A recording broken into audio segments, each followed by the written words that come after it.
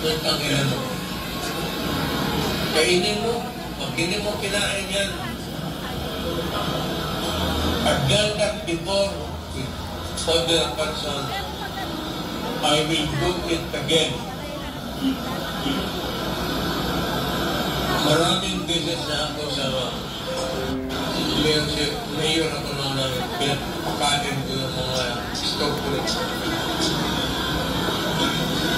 Susupo ko talaga bunganga nila. Tapos pinapakon ko yung snap nuts ko sa tainga nila. Kainin mo o patubugin ko yung mukha ko. Mamili ka.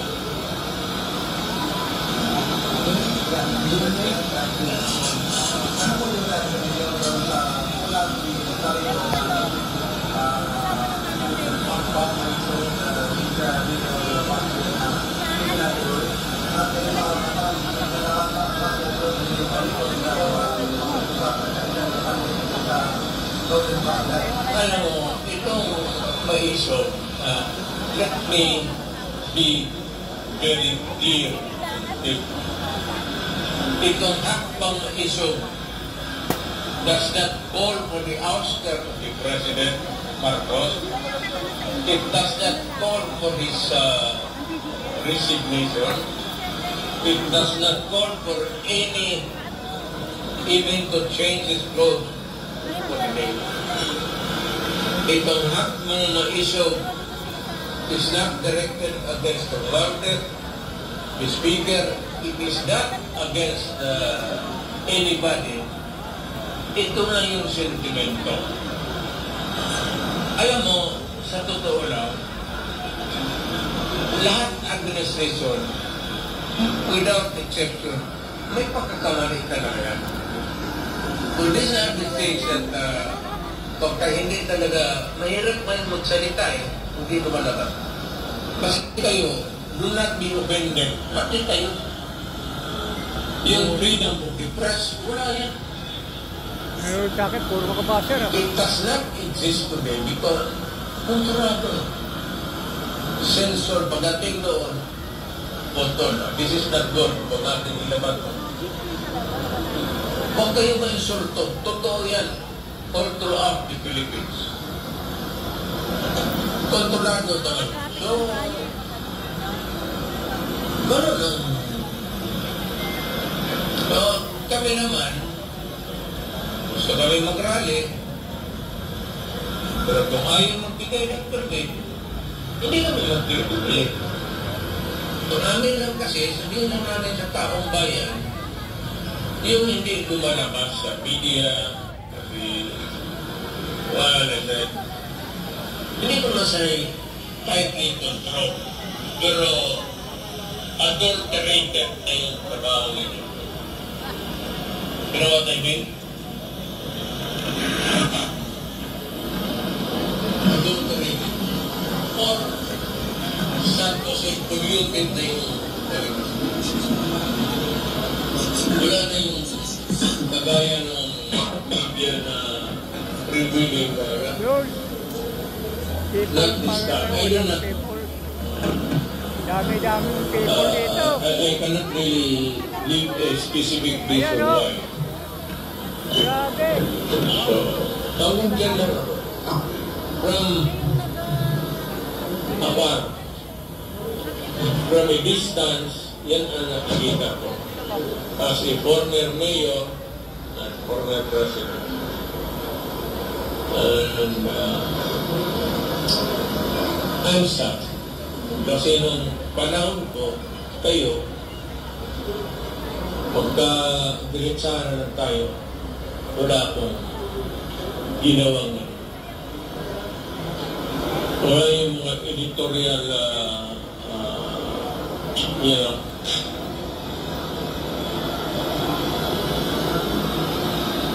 pero ito akong live diretso, mas mo kung doon makinig. Wala kami. Kasi Marcos hindi dapat mawalaan ng tulog. Gusto ko siya magtrabaho dyan for 6 years. He was elected by the people for 6 years. Putang ina, magtrabaho ko dyan. Tukin mo yung lupa ko dyan sa you what? We paid you. We elected you and we are paying you. Magtrabaho ka. Do not worry. Nobody is interested or are natanggalin ka. It's a waste of time. Ganun rin, babalik tayo. Balitan ang presidente, so bakit? Kung ang anak kong vice president maging president, would you think that this country would be better than what we have now? It's not eternity just because I'm not interested. As a matter of fact, I pray that he should live until the very end of the term. Wala akong gusto ko siya magtrabaho. Daming tao. Kasi binoto natin siya. Magtrabaho ka dyan. Maggawain mo para sa bayan. Ngayon, pagkatapos ng 6-year term mo, then makita mo na magsalita ng tao and we will give you verdict whether or not you were worth the vote.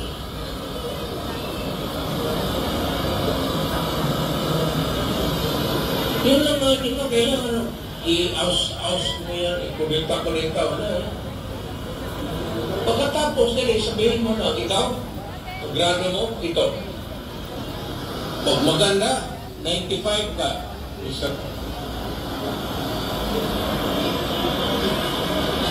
Ganun lang yan. Ano rin nga takot na yung, wala yan, relax ka lang. Walang interesado kotang ina. Walang. Pero Inday, dahil huwag kang pumasok yan sa presidency. Utang. Galing ako dyan.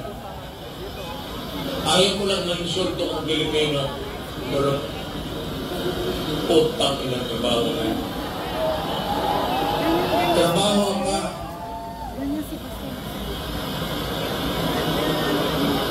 Ako, magising ako alas 11, magkain ako, ligo, kain.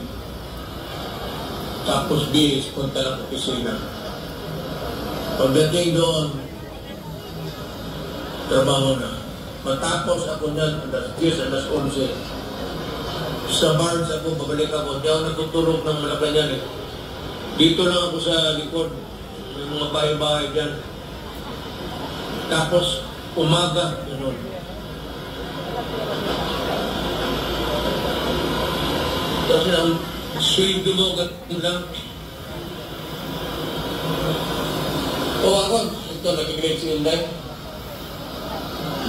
Iwasan mo yung kasi.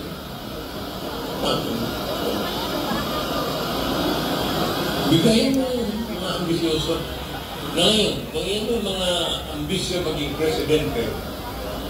At may sariling agenda sila para sa kapakanan nila.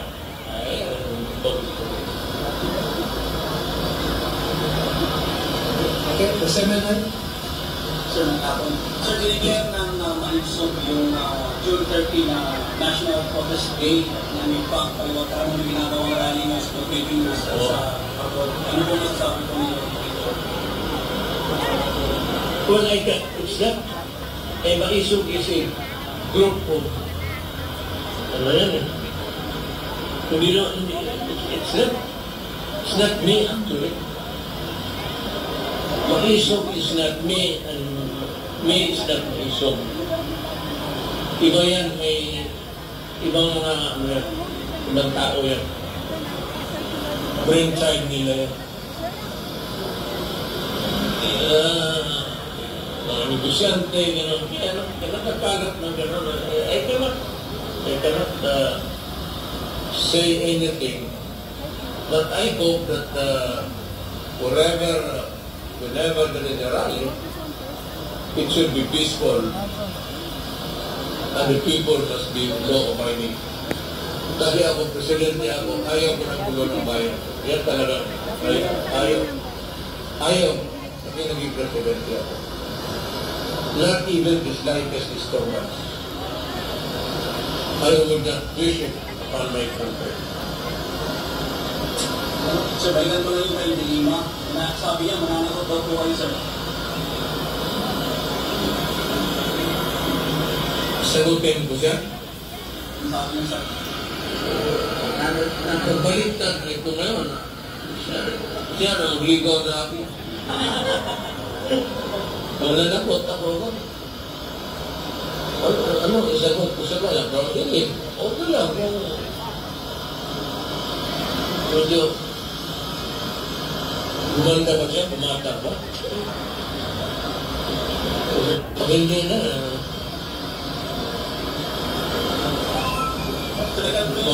Mananagot.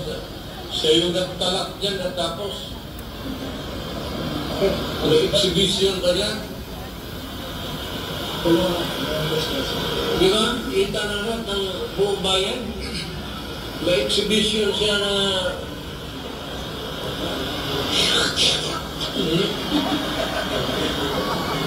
bilin pag-umutay na.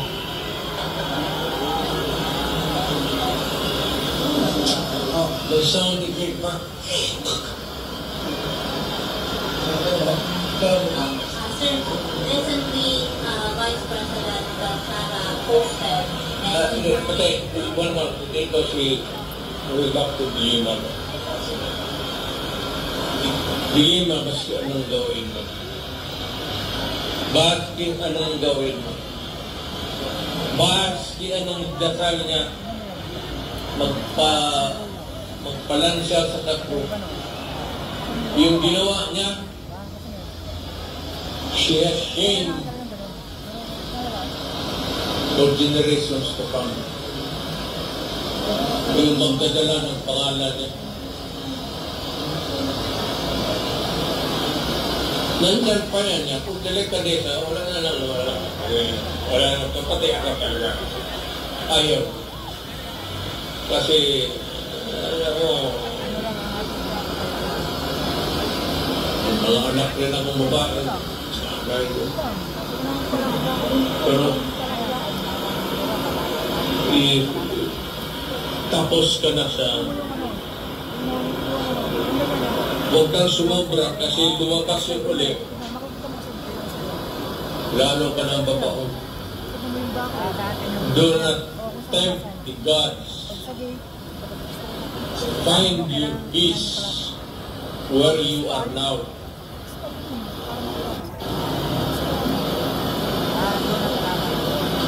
Huwag kang pumalikot ng away kasi pagsisihan mo yun. Anong babawiin mo sa akin?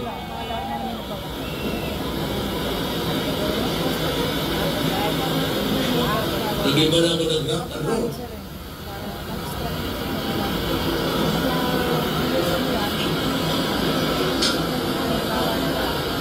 Okay? Sir, recently, Vice President said confirming that the three judges will end Senator Sangkami will for the record, ayun, how to Yung tatlong presidente, na mabuti ito, nandito tayo sa Tacloban, dito natin malaman ang totoo. Wala kang iinday. I-jamming ka na ng gusto. Wala naman pagbalabag yung tanong, ito si ano, sagutin ka ng balabag na. So, makikita dito, tatay pa rin nilang takbo ng Sa instructions. ano ba? Ma'am, ante, hindi na ako mabalik ng politika. Tapos ako. Laos na ako. Wala na akong panggastos, wala na lahat. Ang naiwan sa akin siguro yabang.